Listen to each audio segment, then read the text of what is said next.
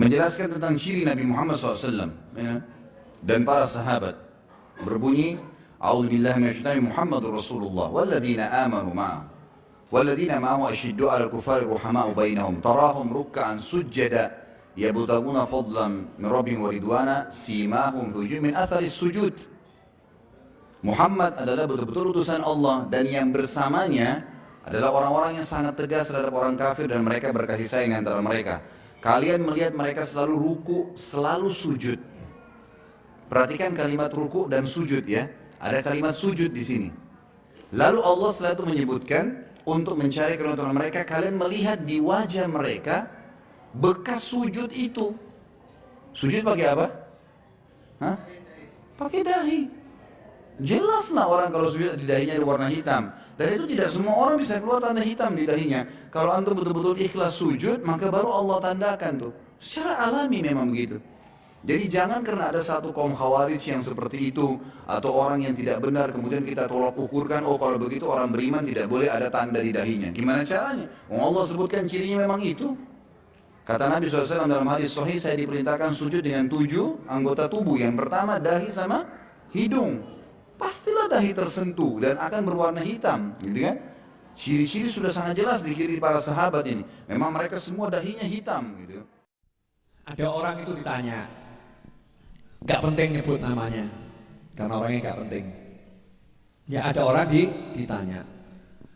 Saya mau nanya, apa betul itu dahinya Rasulullah SAW hitam?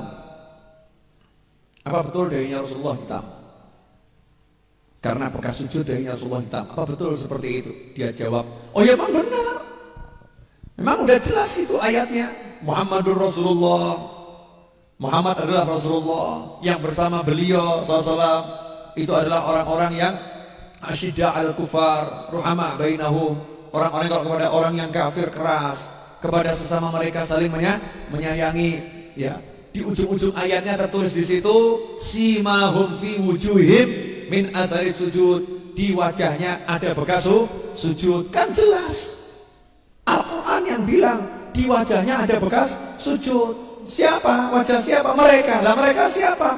Itu Nabi Muhammad sama siapa? Sahabatnya. Jadi jelas Nabi Muhammad dahinya hitam. Goblok awakmu. Mohon maaf, karena ini penghinaan pada Nabi, maka saya goblok-goblokan orang itu. Ini menghina Nabi. Orang tadi kan kelihatannya pintar ngomong ya. Kelihatannya pintar ngomong. Orang yang seperti ini dapat sabdanya Rasul, man fassara al-Quran bi ra'yih falyatabawa maq'adahu minan nar.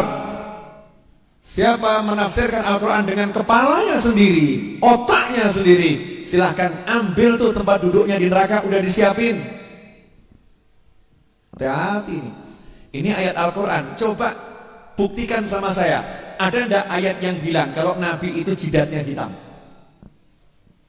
Dahinya hitam, ada enggak? Satu ayat, apalagi hadis. Nah itu ayatnya. Coba dibaca, enggak ada kalimat dahi Nabi, dahi sahabat hitam, enggak ada. Yang ada apa? Di wajahnya ada bekas sujud. Nah kenapa dia bisa mengartikan bekas sujud itu hitam di dahi? Ini terjemahan dari mana ini?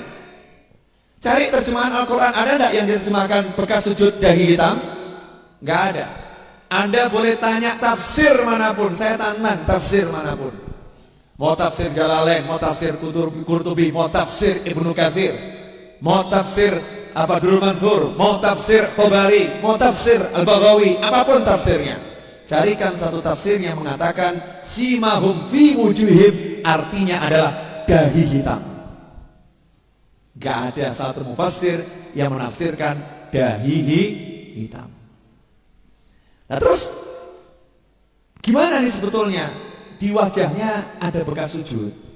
Nah makanya nanya sama ahli tafsir, jangan pakai kepalamu sendiri. Iya tanya sama ahli tafsir.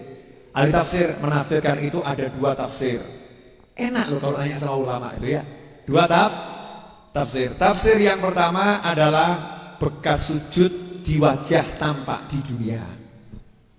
Tafsir yang kedua, bekas sujud di wajah tampak di akhirat. Yang tampak di dunia ada dua. Satu tampak secara zahir, ada bekas sujudnya, tapi bukan dahi hitam. Apa? Di dahinya kalau habis sholat malam, itu subuh, kalau ke masjid masih kelihatan ada pasir yang nempel. Kenapa? Nggak wudhu lagi, sebab wudhunya belum batal, malam tidak tidur. Sehingga dikenali ini loh orang-orang kalau malam mereka tidak pernah tidur, karena di dahinya ada bekas tanah yang nempel, bukan dahinya hitam. Jelas kan? Tafsir yang kedua, tampak di wajah, artinya apa? Di dunia ini, karena malam itu sujud, terus sholatnya itu banyak, maka pada pagi harinya tampak wajahnya pucat karena kurang tidur. Wajahnya pucat karena kurang tidur. Tampak di wajahnya bekas sujud, bekas malam melek sholat. Ya, tampak wajahnya pucat, sufroh fi wujuhim. Warnanya pucat. Warnanya pucat ketoan. Oh, ini malam gak tidur nih. Tapi karena sholat. Kemudian tampak di wajahnya bekas sujud. Artinya apa? Karena malam itu digunakan ibadah terus. Kalau pagi wajahnya jadi walaupun pucat tapi berseri-seri. Walaupun pucat dilihat enak. Walaupun orangnya jelek jadi ganteng. Aneh kan? Karena ada bekas sujud. Dilihat nenterno hati. Iya, di wajahnya ada tanda tawadhu, merendahkan diri. Di wajahnya tampak khusyuk. Itu yang dimaksud bekas sujud di dunia. Lah di akhirat bagaimana?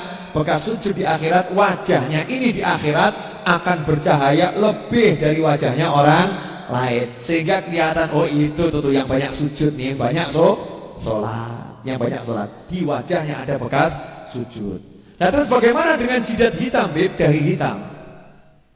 Ya, itu kecelakaan. Mohon maaf, itu kecelakaan. Artinya apa? Ada manusia-manusia yang kulitnya sensitif. Kemudian dahinya hitam, ya gak apa-apa. Jangan dicela, jangan dicela. Memang kulitnya begitu mau diapakan? Maksud kemudian mau dicat putih, tambah aneh kan gitu ya. Udah gak apa-apa. Tapi itu bukan ukuran kesolehan dan ukuran ketidaksolehan. Bukan ukuran kesolehan dan bukan ukuran ketidaksolehan. Ya biasa aja, dahinya hitam. Tapi itu bukan bekas sujud yang dimaksud dalam Al-Quran. Bukan itu. Terus bagusnya bagaimana? Kalau sahabatnya Nabi bahkan sampai mencela orang yang dahinya hitam. Dicela. Saya 80 tahun sholat, dahi saya gak hitam. Kenapa kamu biarkan dahimu hitam? Kamu tahu enggak? Wajah itu adalah bagian termulia manusia. Dia harus dijaga, jangan sampai wajah itu rusak. Kenapa kamu biarkan dahimu hitam? Sahabat marah itu sama temannya. Ada orang begitu kan, dimarahin sama sahabat. Artinya suruh jaga, jangan sampai memaksakan diri sujud ben ireng ngono, paham toh? Nah, saiki tambah diireng-ireng no.